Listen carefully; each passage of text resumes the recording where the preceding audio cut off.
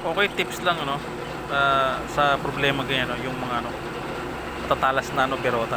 So para i-eliminate 'yan, kukuha lang kayo ng drill bit na ano, mas malaki. Tapos i-counter sig nyo lang. Yun lang. Hirap video na. Counter sig lang.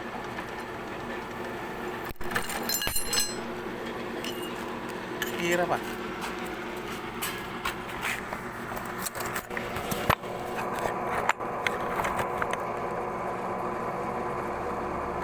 Counter sig lang.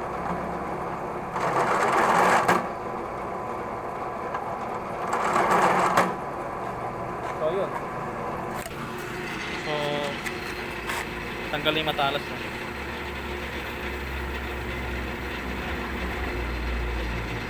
Malinis at saka mas maganda.